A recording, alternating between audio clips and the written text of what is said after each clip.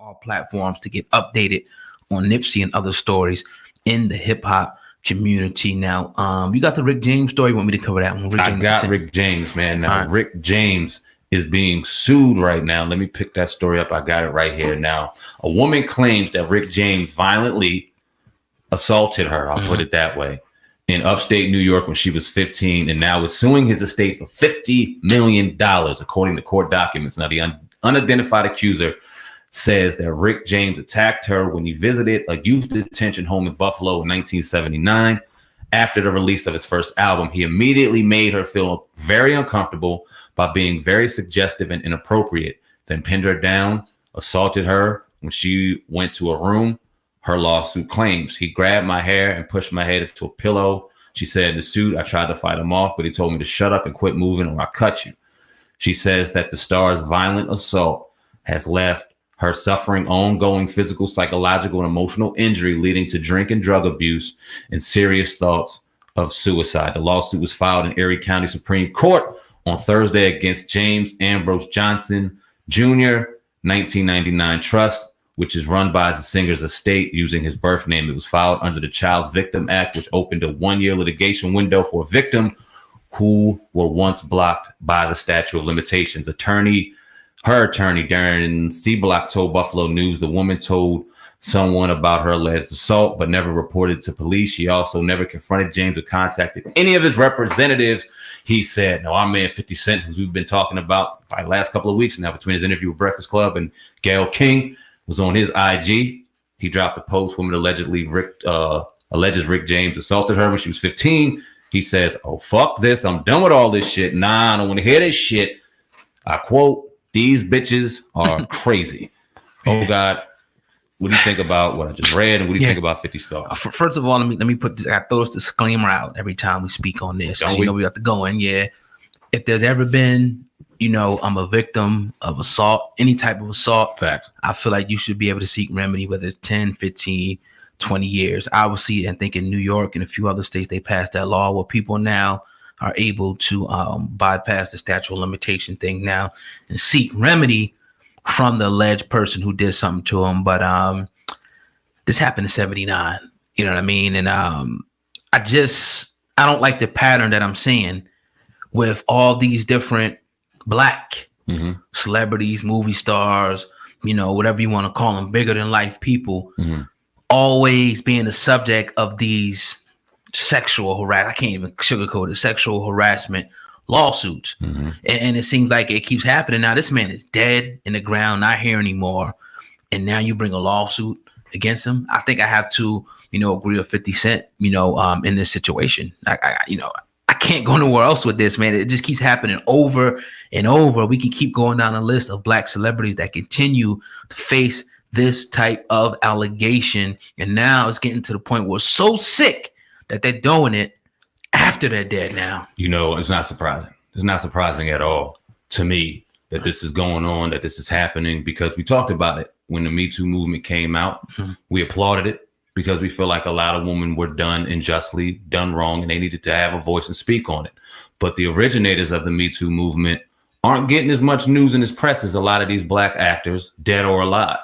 You look at a Rick James, who was a ultimate brother, had women all around him at all times. This is Rick fucking James. Let's keep it real, right? You think about 10, 15 years back when he was on the Chappelle show, when that whole thing came out and that revitalized his career, more popular than ever. Why wasn't anything said then?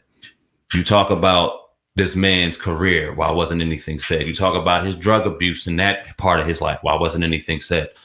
You don't hear anybody else coming out with these allegations yet involving Rick James. He can't see the dead man. Now he can't speak. So now you come after his damn catalog. You come after his estate. That's crazy. $50 That's crazy. And what worries me and what frightens me is we look at a Bill Cosby, who, whether or not you agree with the punishment, whether or not you can confirm he did anything or not, the facts are no DNA evidence picked up, no DNA evidence found, no physical 100% evidence that this man did any crime.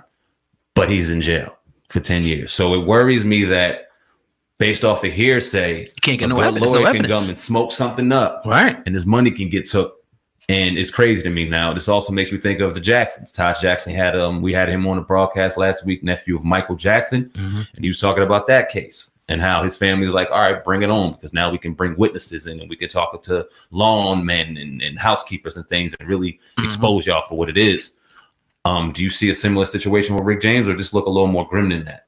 I hope that they pony up, you know, to defend his team and get ready to shut this thing down 110%. You can't just let nobody come for your pockets. Obviously, Rick is not here to defend himself, but the people who are in charge of that trust need to have just as much fire as Rick would have had fighting this thing and saying, hell no, you ain't coming for my money. As a matter of fact, boom, boom, boom, this is the so happy. Now, you talk about something from 1979. Come on, you can't get no DNA. So that means pretty much anybody can accuse anybody of anything and just come out of the woodwork and say, oh, he did this to me. We'll say, well, how do we know? We don't. We're just making it up. We're just saying it. You know what I mean? So we want to see, you know, what evidence this person has, what they're going to bring to the table. We know it ain't going to be no DNA.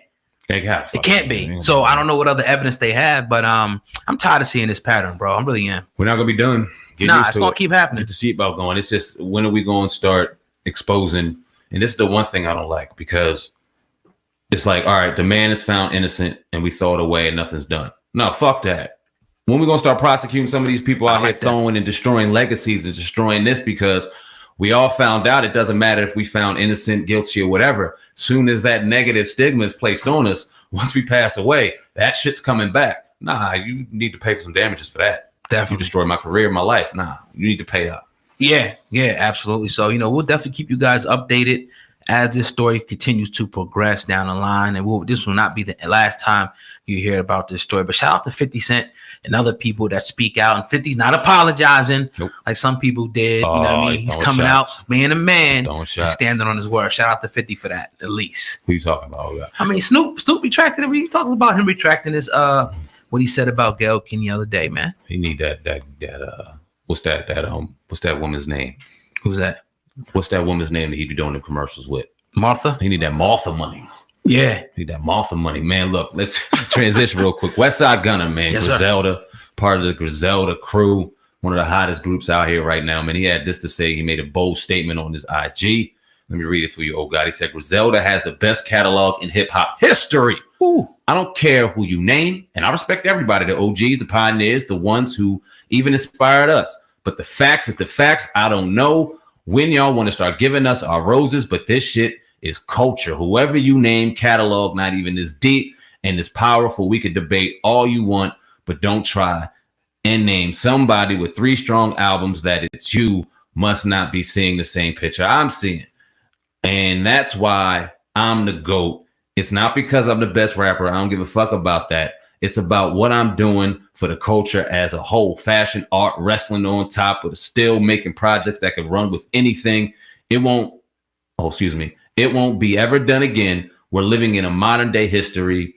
He threw a bunch of hashtags at Griselda Records. Oh God, you said you love this when I first told you. What do you think about it now? Nah, because I think that there's some credence to that. I don't think that, and a lot of people argue us down and say, oh yeah, you know, this, that, and the third, and they ain't been in the game long enough. But you know, I would say right now, is the best hip hop, you know, group right now out in the game, and only going to get better and better. They brought it back to the old school, and the lyrics is crazy. The lyrics is crazier than anybody out right now that we can put the album and listen to the whole thing like the old days. So yeah, I mean, he might have a little bit more time with that whole catalog thing, though. I'm not going to give him that yet, but as far as right now being that duo in the future, looks very, very bright for Griselda. I don't see nobody fucking with him right now. I'm Who fucking with him? I'm gonna be quiet right now because I have my opinion too. Oh yeah, let's go on. But Ben is chomping at the bit. I see him. Go ahead, man. What you thinking? About the old school, I can understand that, but Dreamville, he got nothing on Dream. I'm sorry. Whoa, nah. Griselda has nothing on Dreamville. They can't. I'm sorry. I don't see it. Now, do you listen to Griselda? You listen to Westside, you listen to Benny, you listen to Conway? Okay. Not a lot, but I feel as though Dreamville can take them any day. Why is that? It's just the lyrical. So you got J. Cole, Jid, and you got all the other people with him. They all bring something new to it, but then still give you that old school vibe. Mm-hmm. It's not just straight old school and trying to trying to put new school. It's exactly what it is. It's new school and old school together and making something beautiful. You know, I can appreciate the young boys listening to people that are lyrical and not going to the dumb shit and not going to the nonsense. But here's why I'm going to agree with my man Westside in this regard. They bring that gutter, that street, that against the grain sound that when we grew up, it was like, it was a breath of fresh air. And in a day and age in a society where everything is carbon copied, everything sounds the same, Dreamville was dope. I love them and I respect them, and I agree with you, and I'm glad that